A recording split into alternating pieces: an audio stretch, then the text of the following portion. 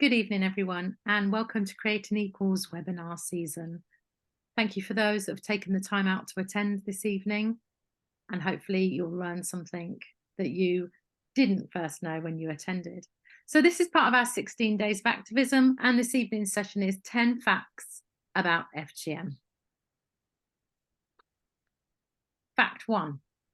Whilst FGM is not an Islamic practice, it's important to understand that CAFS is categorized as type 1 FGM, which is partial or total removal of clitoral hood, or type 4, which is a cut on the prepuce. It's practiced by the Dawoodi Bohra, a sect of the Shia Islam, with 1 million members in India.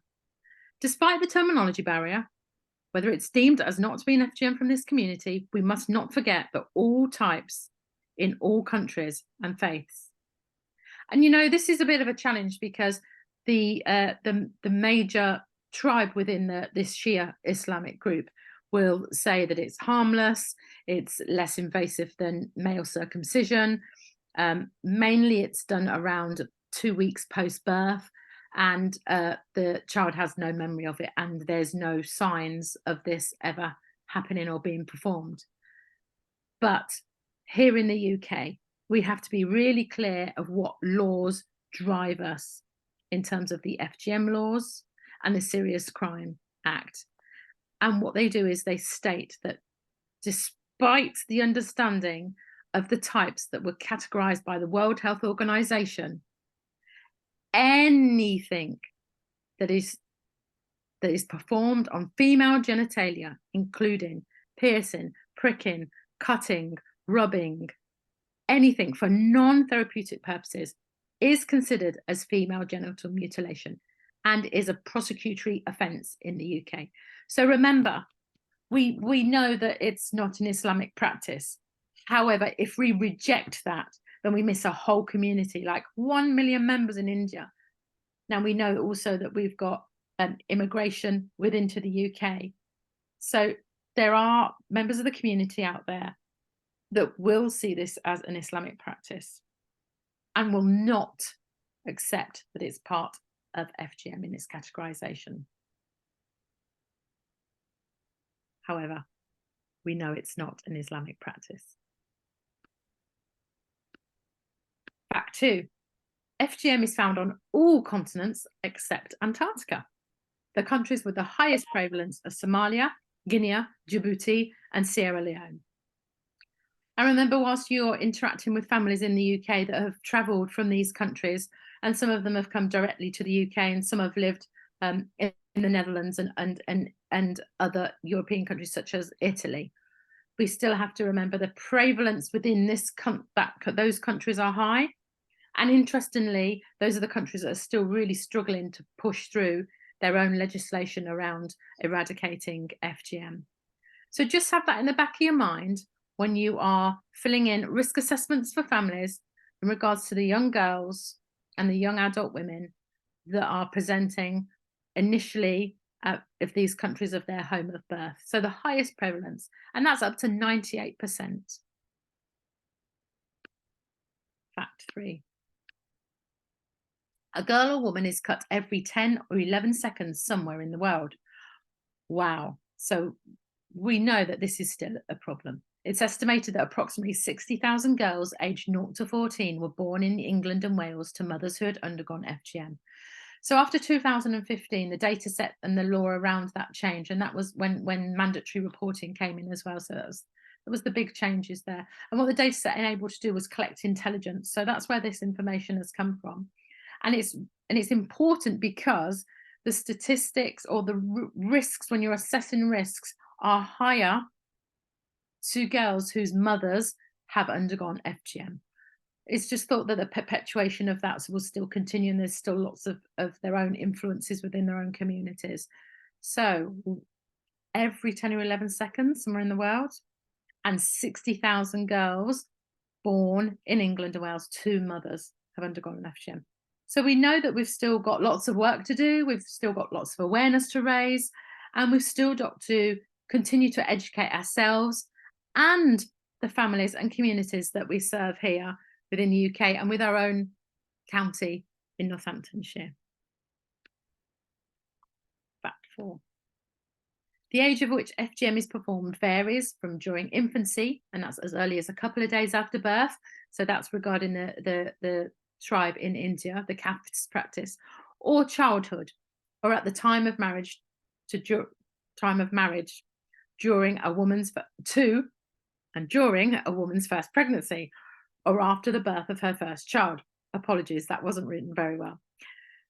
So I think what this shows us is that whilst it's performed on girls between 0 and 15 years, 5 to 9-year-olds are those that are more at risk statistically based on prevalence of practices in countries that practice FGM. So it's all through their life, the risks continue. And obviously when we're talking about under 18s, we're talking about safeguarding children, and then over is safeguarding adults.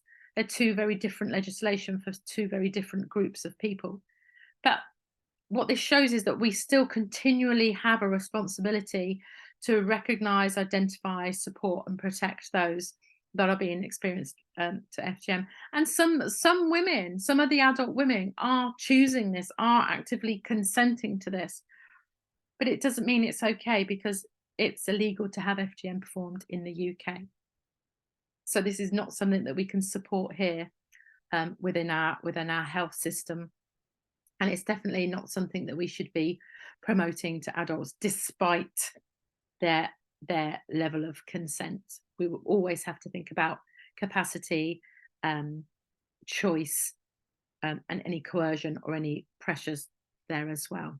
So always have FGM at the back of your mind, no matter what and who you're working with frontline. Fact 5. The origins of the practice, which is believed to date back more than 2,000 years, are obscure. Some researchers, however, have traced it back to Egypt in the 5th century BC and argue that the geographical distribution of FGM suggests it originated on the west coast of the Red Sea. So we think about this, and when traditionally we received the data from the World Health Organization back in the 80s, it was around the sub-Saharan region within the continent of Africa. But actually, this suggested it originated on the west coast of the Red Sea. And I think, interestingly, we have high prevalence statistics within Egypt, and there still remains challenges around working with this particular country around eradication, to the fact that it's very normal in Egypt to arrange FGM on your girl child through the gynecologist, through the pediatrician, through other services and medical practices. So that's interesting. It kind of dates back to its inception in Egypt, and now there's still real big challenges of working within these communities within this country. And many researchers and advocates and activists have been forced out of the country when trying to challenge or understand and manage the resistance to change. Fact 6. The origins of the practice, April. That's why I couldn't work out why I had so many facts. I've done it twice.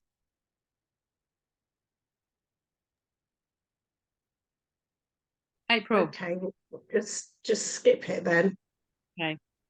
I wondered why I had 11 and then couldn't put 10, but I know what I've done, because I joined 2 together. So I'll skip it, and then I'll have to. Okay. Fact 7. World leaders have pledged to end FGM by 2030 as part of the Sustainable Development Goals. But the United Nations data show that the rates in some countries are the same as exactly 30 years. So, when the United Nations first pledged the eradication by 2030, that was some 12 years ago. And we're now in 2023, as you know. So in 7 years' time, we should all be aligning to total eradication. Well, we know that that's not going to happen for lots of different reasons. But if we look at the rates in some countries are the same 30 years, then there's been no movement at all. But don't be concerned about that as such, or not concerned. Don't be turned down by that, because the work we're doing here in the UK is really, really important. And statistically, there have not been a great amount of cases where young girls have been referred through to services that have been identified. Now, it doesn't mean it's not happening, but I think what it shows us is that we are actively doing that work. We are actively all stating the same message. We are actively showing that awareness and our duty of care around protecting young girls, certainly young girls that we come into contact with that are at risk of being exposed to female genital mutilation. So don't be discouraged. Don't be discouraged that 30 years hasn't made much change and we've only got 7 years left. Continue to tell 10 about FGM. And what that means is that if there's anything you've learnt today, tell 10 people that information and ask them to tell 10. And that's how we continue to drive things forward. And never be concerned or worried about working closely with practicing communities to help understand the elements and the dangers and the risks around FGM. But just be really conscious that kind of whole cultural pressure, but traditional complexity means that we have to understand to have enhanced discussions helps change rather than being aggressive and brutal and racially discriminative. It's just about talking about what we know as facts. We know that young girls can die from FGM, from hemorrhaging, significant blood loss, shock. They experience broken joints, especially those that have been held down. They can have long-term psychosocial impacts and sexual dysfunction, continued by painful periods, difficult to urinate, and all of the other issues and infection that comes with FGM. So it's our duty to help to continue to support the communities to really understand the impact that this has and challenge that cultural norm. Fact 8. Somalia has the world's highest FGM prevalence. So that's 98% of women that have been cut. That's followed by Guinea, Djibouti, Mali, and Sierra Leone.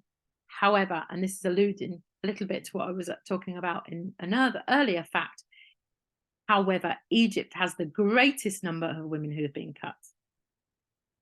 So 98% within these highest prevalence countries.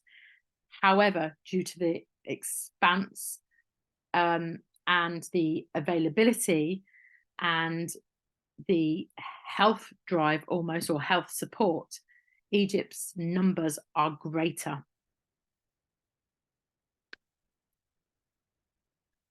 Fact 9.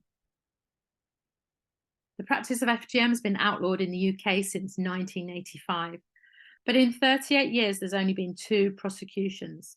During the same time in France, 100 people have gone on trial for female genital mutilation, and there have been 29 convictions. I mean, why is that? We struggled with the first legal framework in the 1985. It was really restrictive, and it was very restrictive in terms of boundaries and territory and who was aiding, who was abetting, who was supporting. And it became quite obvious, which is why the Female Genital Mutilation Act came in later, because it needed clarity around some of those restrictions. However, that still really didn't do much. And the Serious Crime Act then really helped us to understand our duty from mandatory reporting, female genital mutilation protection orders, data set collecting, and risk intelligence. So we've got better, but we need to get even more better than what we are. And this is not about punishing communities. This is about our drive to eradicate FGM. We know it's abuse, we know it's child abuse, and we know it has lifelong impacts for those young girls that become women that really, really struggle with some basic functions due to their early childhood trauma and that very physical, mutilated part of their trauma. So what do? We continue to remember what our duties are in terms of mandatory reporting. We continue to have a duty to make sure all staff are trained and have enough skills and knowledge to recognise, to risk assess, to escalate. And we continue to try and work with our partners like the police and the child protection boards, the MASH team, the Section 47 and Section 17 teams, to really try and enhance and become more skilled at risk assessing and appropriate referrals at the appropriate times. And the rest is the criminal justice system, really, to look at the evidence, and that's also a big area that drops down, really. The evidence that's gleaned, it's not able to go forward towards prosecution. And the last fact, fact 10, around 1 in 4 girls and women, or 52 million worldwide, have experienced female genital mutilation performed by health personnel, pointing to an alarming trend of medicalisation of female genital mutilation. So again, something I alluded to earlier, and then it's not just Egypt. There are many, many other countries that are now medicalising female genital mutilation, and it is being perpetuated not by excisers, not by community elders, but actually by health organisations themselves. So big challenges, and we absolutely hope that this is not in the UK. But what we have to remember, that even piercing, for example, a clitoris piercing, is recognised as type 4 FGM. So all piercers should be asking that question to adults, the over 18s, and they should not be performing piercings in the genitalia area for the under 18s. And if that's asked of, then again, that needs to be escalated. So it's not just health professionals or school professionals or social care professionals or those that work in areas around support within the community and voluntary sector. It's also those out there in business, such as tattooing and piercing studios, but also those that carry out private healthcare, for example, some of the Harley Street or other private gynecology, or other doctors that are willing for a handsome fee, such as Katie Price, who had her hymen reinstated before she married Peter Andre. And you know, we go back to the whole, this woman is consenting and has capacity, what's our duty of care? Our duty of care is not to continue to perpetuate this in Western society with that social, economical and political framework which we all should be accountable to. So know the facts, and I hope those 10 facts have given you enough information to consider whether you need to know more as an individual, as a professional, as an organisation, whether you need to reach out and get some really good training. And we will always say, keep it local. Keep that locality based. There are national organisations, but keep it local. Not only is there local intelligence and local knowledge and local work involved with practicing communities, but it just keeps it relevant. So know the facts. And if you don't know the facts, then we always have an organisation that we can refer you to, which is us. Go no further. So you can find us at www.creatingequals.co.uk and fill in a contact form. So we don't just deliver training in female genital mutilation, we also specialise in witchcraft, misogynoir, cultural competency, sexual violence recovery toolkit, a recovery toolkit, domestic abuse recovery toolkit, and TACT, which is a cultural trauma training. We are experts in culture, trauma, cultural trauma, and challenging race, health and gender inequalities. And by gender, we mean female. It continues to grow in all areas, and it continues to perpetuate. And the only reason we can challenge it and manage it is to raise awareness, is to continuously raise our own knowledge. And you're all right and you're in the right place for that. So join on, visit our website, send us a contact form, and we'll be really happy to tailor make or to work with you with our existing training that is CPD accredited. So that's all from me this evening. Thank you so much again for your time. And I hope there's been some information that you'll be able to take away and share. Should you need a reference list, then please let us know and we can email that over to you. Thank you and good evening. And I hope that through these 16 days of activism, we can really move together as comrades in our community, in the county of Northamptonshire, to reduce honour-based abuse and violence against women and children. Thank you and good evening.